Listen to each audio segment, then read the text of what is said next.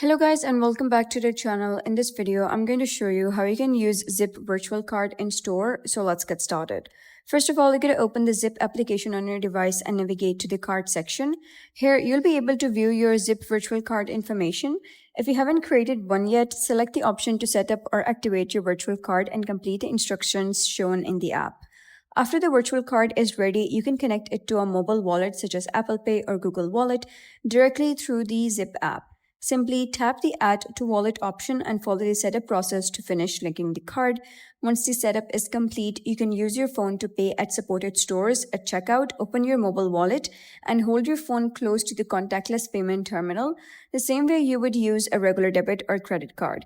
Before making the payment, make sure NFC or contactless payments are enabled on your device.